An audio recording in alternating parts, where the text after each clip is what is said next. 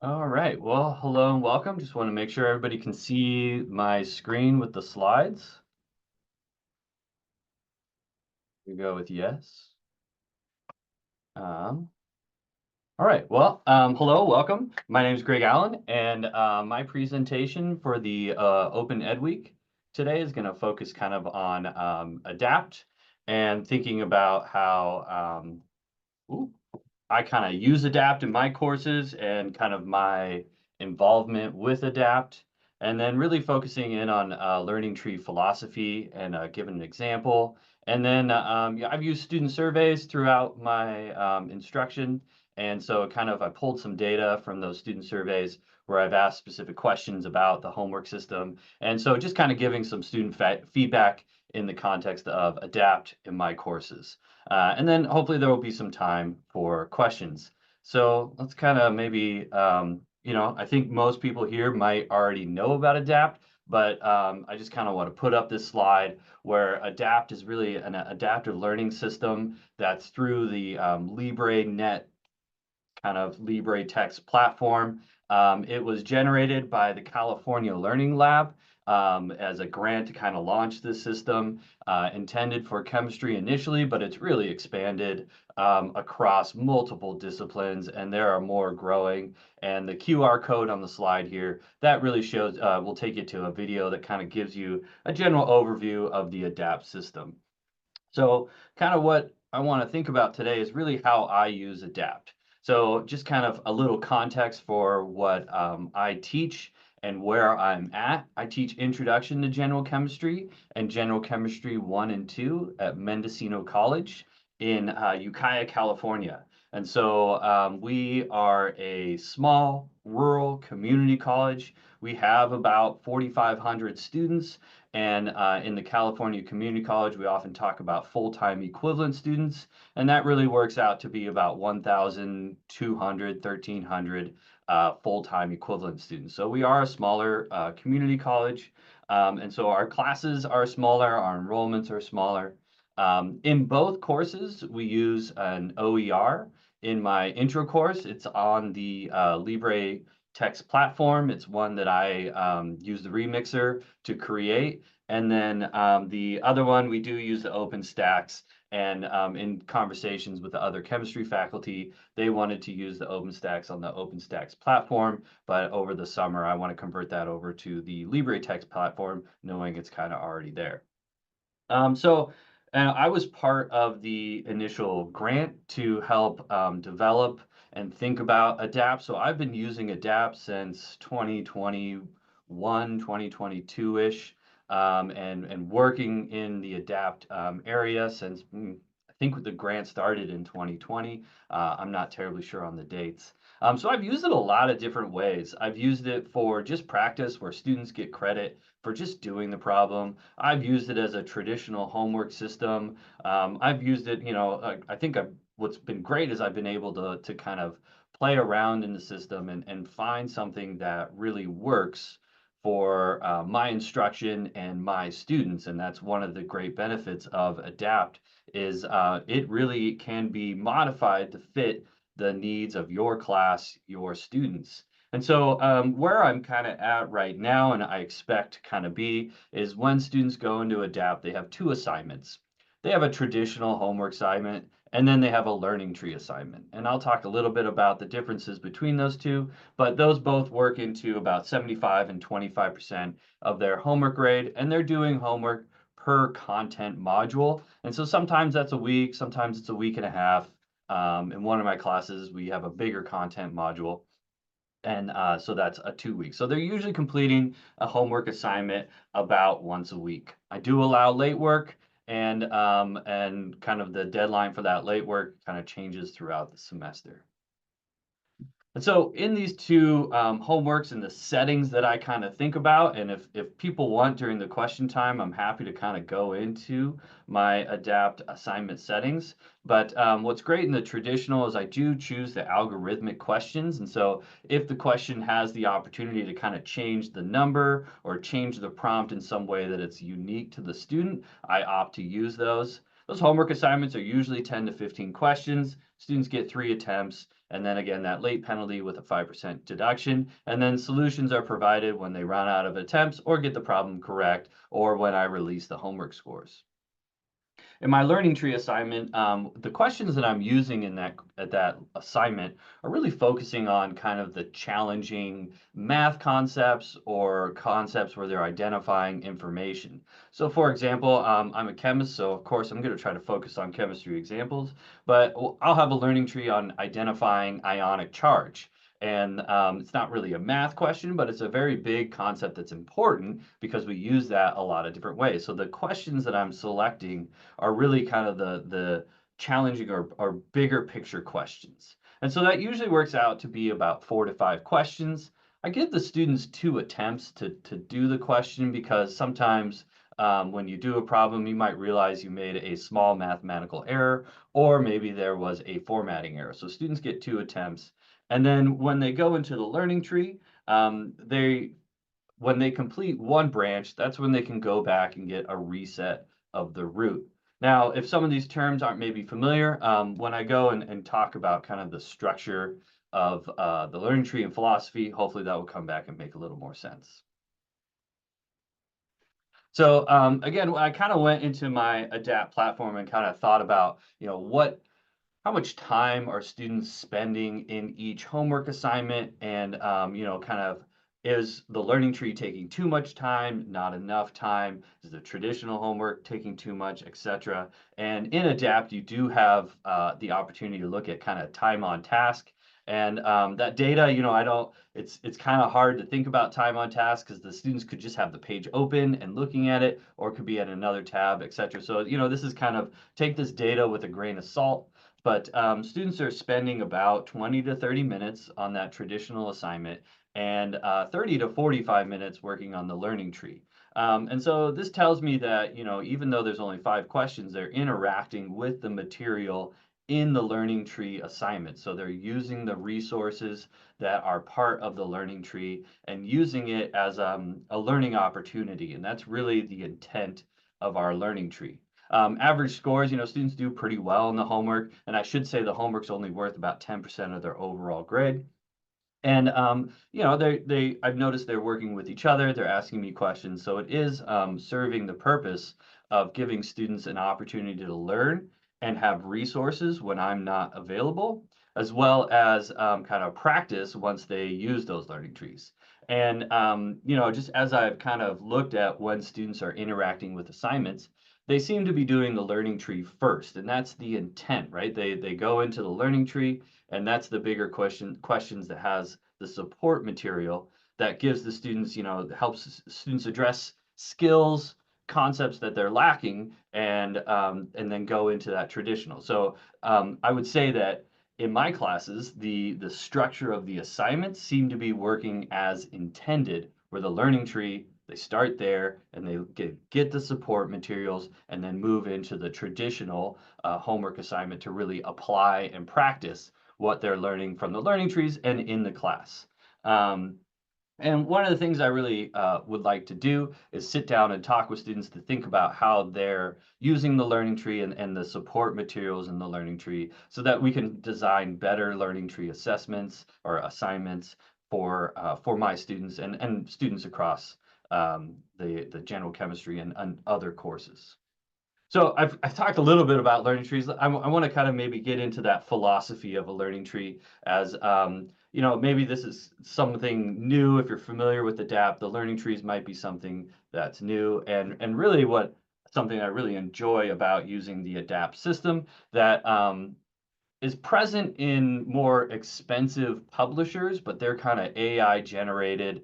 And I have found, maybe have some meaning for students, but aren't really connected to what the instructor sees as important and and the content that I want my students to be interacting with. And so in the learning trees, there are people who are generating learning trees, and you can generate your own learning tree. So what is a learning tree? A learning tree starts with a root question. So we can think of trees start down at the root, and that root question is really the big question that we want students to answer. And they interact with that question, If they get it wrong, that's when they enter the tree. And in that entering of the tree, they start with a strategy map. And the purpose of that strategy map is to really kind of give the students an outline of the skills that they need to solve that problem. Not all of them, but just kind of the greatest hits. And then understanding the structure of the tree in terms of the individual branches. So again, they start with an adapt question, and this could be any question in adapt. It does need to be an auto-graded question. And again, this is outlining the general skills and strategy for solving that problem. And then the branches, so, we think of a tree, we got the trunk, maybe the trunk's the strategy map, and then they branch out into different parts of the learning tree. And each branch, in some ways, addresses the skills or strategies that they need to answer the root question. And this is where it kind of becomes, rather than some technology telling you what to interact with, this is now the students kind of choosing their own path. They decide which branch they want to go down to think about, oh, when they answered the problem or were trying to answer the problem, they're like, I didn't know how to do this. Well, branch one may address that skill or may address a skill that they already are familiar with, where branch two might be that new skill, etc. So they kind of get to choose their own path to identify within themselves what content they need help with and what they want to learn about. And so they kind of get that branch where we have an exposition. That exposition can be text or video or like a sample calculation that really kind of supports and give the students the opportunity to learn the skill, strategy, etc. And then that exposition's followed up with an assessment, and that assessment is another adapt question. And again, the criteria for this, it has to be an auto-graded. And my philosophy when identifying the assessment, it's kind of that assessing that smaller skill.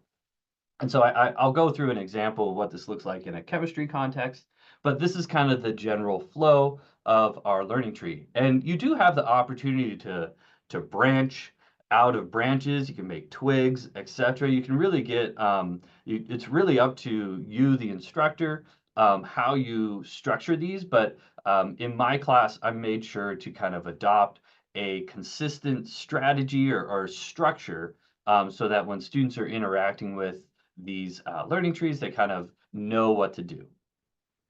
So what does this look like in chemistry? Well, in chemistry, one of our big problems is students calculating reaction yield, so theoretical yield or maybe percent yield, given a certain amount of reactants. And so here's a learning tree that I have from one of my assignments relating to that. They have the question, strategy map, and then these are kind of the individual branches or kind of some of the main contexts that we have students think about when solving these problems. And I will say, there in this assignment, there is a learning tree on limiting reactants. And so sometimes a branch or aspects of a branch can be in multiple learning trees because there are concepts like converting grams to moles, etc., that kind of go across multiple questions. And so there are opportunities where you can use the same branch. Now, I would suggest changing the assessment so that students don't just go in and try, say, oh, I recognize that branch. I'm going to go through because I know the answer. And that's where that algorithmic type problem in ADAPT really can help with kind of changing that assessment. So what does this look like? Again, this is chemistry because I'm a chemist. They come in, they have this question. They're asked to identify the limiting reactant, given certain quantities. And then they identify, how much product is formed. So that's that theoretical yield. And if you see here, right, there's kind of this green box here and the gray box here. So entering the learning tree, that's where students are going to enter the learning tree. That's one way they can get in there. Another way is when they submit their answer and they get it wrong, they get a text box that says, unfortunately, you got the problem wrong. Try entering the learning tree to learn the skills, etc., to help solve this problem. So when they go into the learning tree, this is kind of our strategy map, and we in development of this kind of talked about, what is a good way to communicate this to students.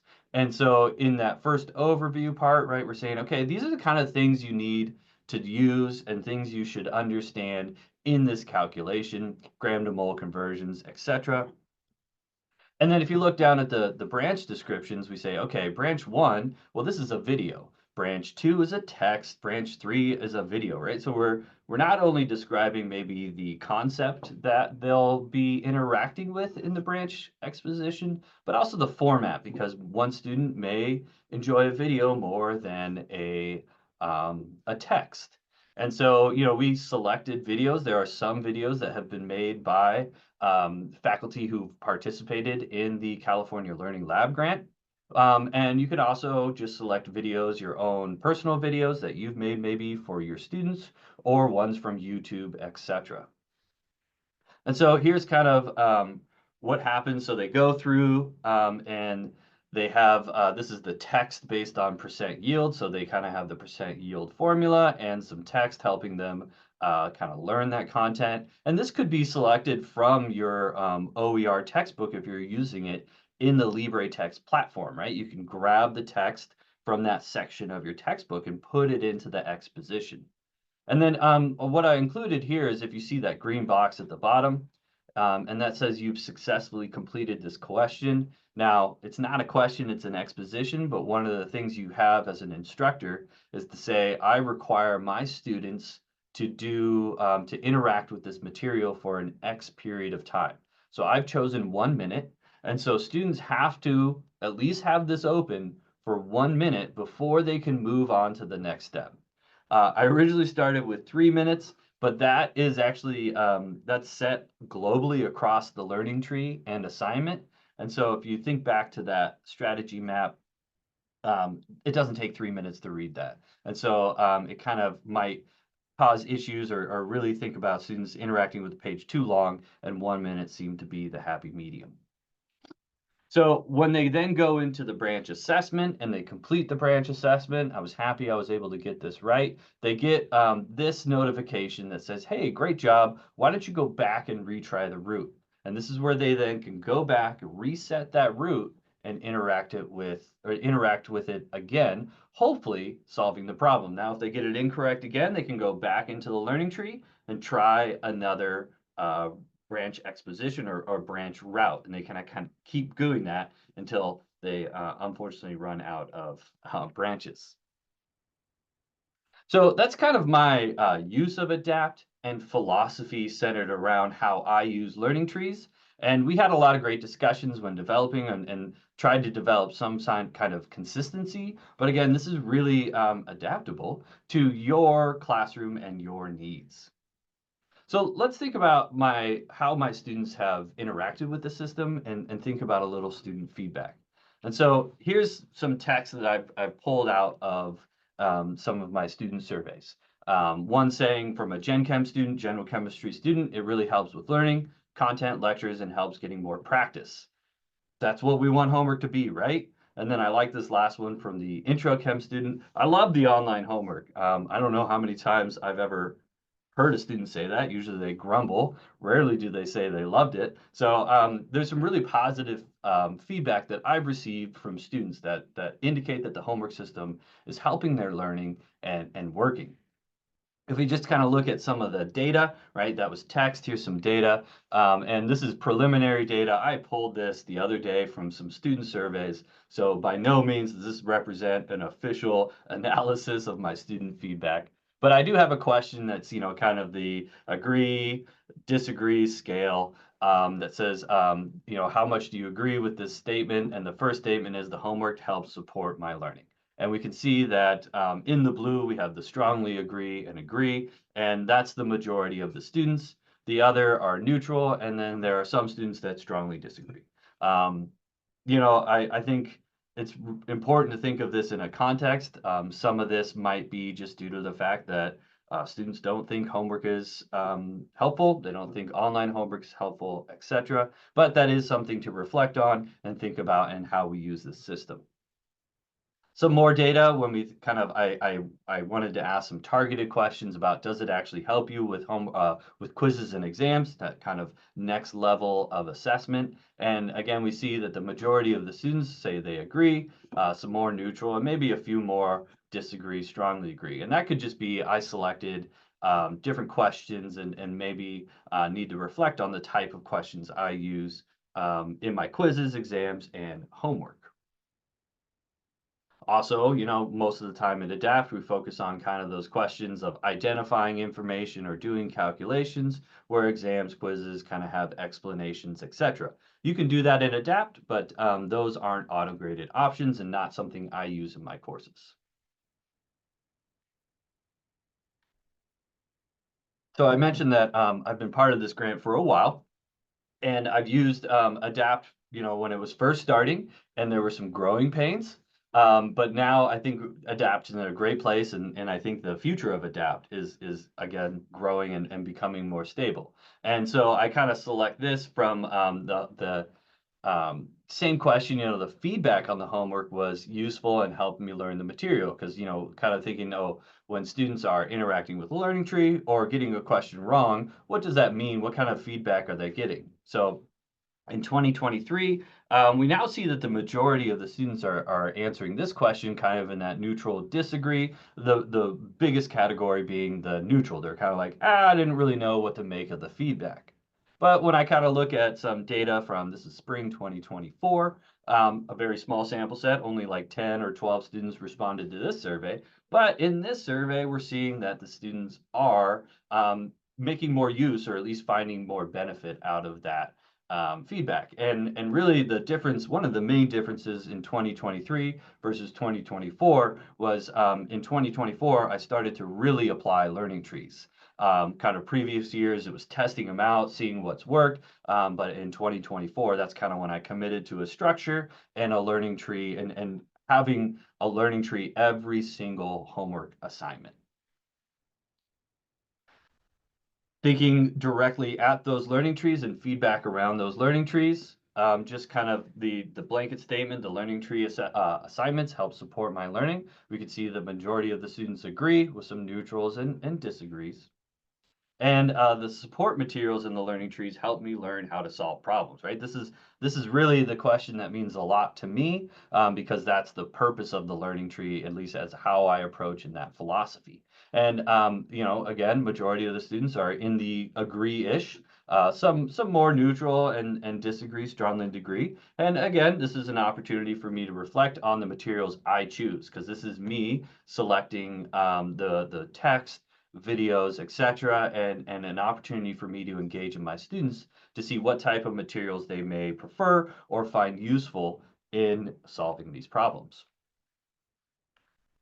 I say this because one of the things that's great about Adapt is I have that control. If I was using a publisher's homework system, I don't necessarily have that control, and the great AI mind is really controlling that. And as an instructor, I would prefer to help my students and identify those resources rather than leaving it up to an AI mind, or if it is a mind.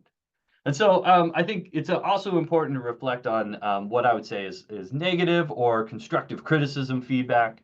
Um, and this is where, homework systems, online systems, and the ADAPT system, we've improved it. I say we, really the programmers and those in charge of that have improved it. And it started at a place where it was really challenging for students to figure out how to format answers in this system. So we streamlined a lot of the tools and ways that students enter their answers. And I always tell my students, some of this was just kind of communication to my students is that, this is a computer program. They're looking for specific formats. And so you really need to make sure you're understanding that format. And I like this kind of second comment from a Gen Chem student that said, I like the ADAPT program, but there were times where I couldn't enter coefficients and powers for specific element problem, right? And this really kind of gets to, again, understanding that format of how do they enter a subscript, how do they enter a superscript, and what format that superscript needs to be in. If we look at some of the data, right, I did not, the question specifically asking, I did not know how to enter answers in the homework. And we can see about 50% of the students are in the agree side. So there were times when they were having challenges. And then the question that said there are too many bugs and issues with the homework system. And I think this, again, is another thing to reflect on is that there are bugs and there sometimes are issues. I don't have data to see that across other homework platforms, but I know in the past, when I've used publisher-based homework platforms, students still express frustration. So I don't think this is something unique to ADAPT, but it is something that we need to reflect on and think about ways we can streamline the student experience. Because if it becomes a negative experience due to bugs and an inability to enter, that's not really helping their learning and helping us as instructors use that feedback to think about student learning. And so that's just kind of some student feedback relating to how I've used Adapt in my classroom. And again, I think it's mostly positive, and students are using the system appropriately, and they're learning from the system, and they're using the learning trees to help support their learning and solve problems. And that's really key in this environment where it is becoming more challenging or less students are engaging with resources outside of class. So I can target resources available to them when I'm not there in lecture, lab, or my office hours, right? When they're doing homework at times when I am asleep and not answering my emails. And so I think this kind of leads us into some of the challenges relating to this. And one of the challenges is just reminding students how to format responses. I'll get students email me a screenshot that say, ADAPT says I'm not entering this correctly. And sometimes those errors ADAPT is saying don't make sense. For example, if you mess up the formatting, when you put charge in for an ion, you have to put the plus or minus first, followed by a number. Well, if you don't do that, ADAPT tells you you can't have the operand plus followed by something. It's a weird error that doesn't make sense to our students.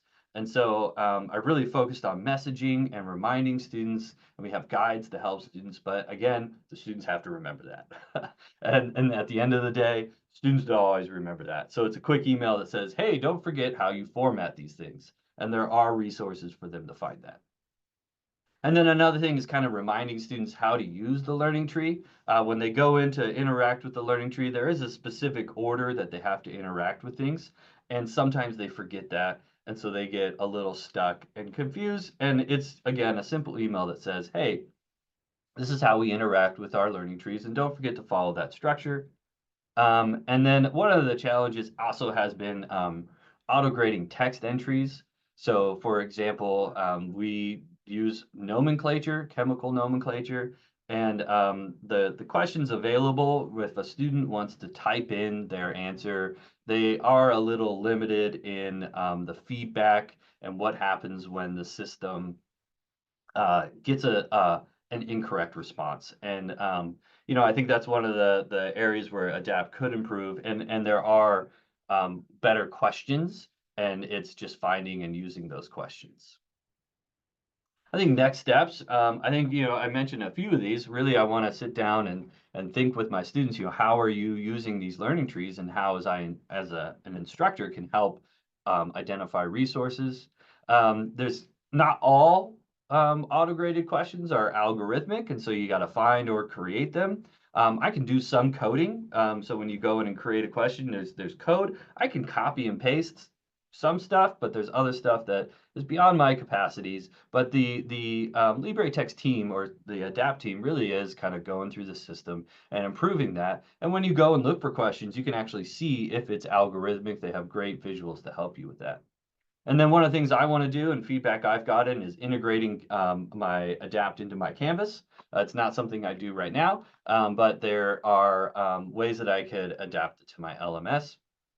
And these reminders, I've started to edit questions to say, hey, don't forget that when you enter a charge, you use this format. And that has really helped students because it's right there in the question. And so that is something I plan to do in my assignments going forward. And my kind of some final thoughts. I really enjoy the ability to use ADAPT. Sometimes as an instructor with a lot of these free open access resources, it does put maybe a little more. It does create more work for us as faculty. And I want to acknowledge that, the homework assignments that I created when I initially made them, they took more work than maybe a publisher system. That could have been, I was using it at the beginning, but now as I have my assignments kind of set, the workload is really, and grading load is comparable to a publisher's homework system. Students are learning. they're using the system, when they remember how to use the system. And I think the learning trees really are supporting student learning. And I end with this: ADAPT is adaptable and has improved. And this really takes me to the next slide. I want to major thanks to Delmar, Eric, and the CEL team, because they are responding to instructor feedback. They are incorporating new technology or new things into the system, and it really is showing significant improvements. And I think it's at a really great place for instructors to use this in their courses and integrate this across the LibreTexts platform and into the learning management system. So with that, I think I don't know what time it is, but that's kind of my presentation, and I want to open it up for questions. Maybe I could stop sharing, and if anybody has questions, I'm happy to answer them. Thanks, Greg. And if you feel free to unmic yourself or just throw it into the chat, and we can take a look at those.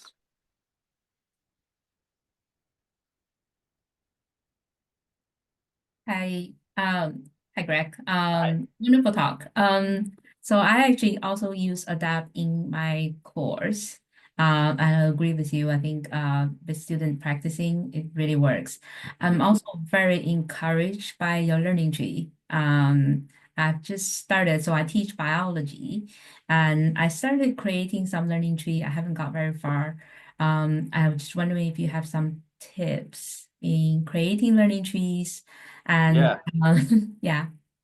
Yeah, I think that's what discipline you are in really is going to impact the learning trees that you have available. There's a pretty active chemistry discipline, so I can pull learning trees from other individuals and either modify them or just use them. But I don't know how many biology faculty are using the learning trees. So unfortunately, it's gonna you might have to create your own. And so kind of some recommendations that use that strategy map.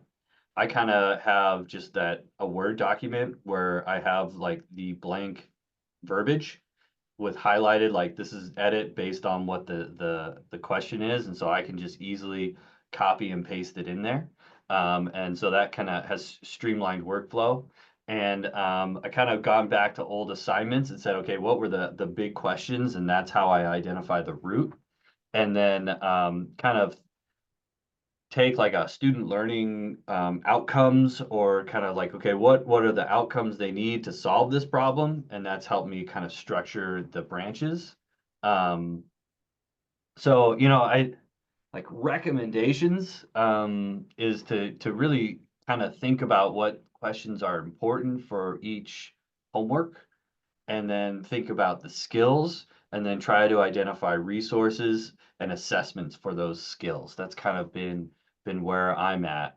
And reach out to other faculty to kind of create a community, and see if you could kind of division of labor with things. Yeah. So I hope that answered your question. I think there's a lot of I could go into the learning trees and really kind of start showing things, and those opportunities exist to kind of help with tips and tricks there, but not something I could do right now.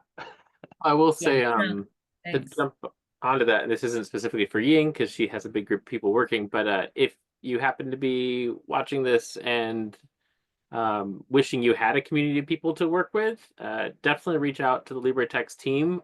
We have a large community. We have people stopping by office hours, and one of our LibreTexts Academy things is called an ad hoc cohort, where we can put you together with other people that we know are working on similar projects. Because there are tons of users out there, but we don't have a LibreTexts users convention where we all go and meet. Maybe we should, but as of right now, we'd rather keep our costs low for students. Yeah. See a couple things in chat, and thank you those for attending. And it's always I enjoy talking about ADAPT, and I'm available if anybody has questions. My email is gallen@mendocino.edu if anybody wants to reach out with questions. And I know the ADAPT team is really great at providing support, and there are opportunities to kind of learn how to do these. There's videos that are available, and where they're available, I can't remember off the top of my head, but I'm sure Justin can point us in the right direction.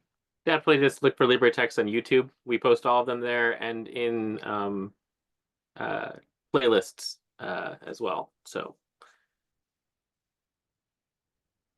Excellent. Well, I think with that, unless there's any other questions,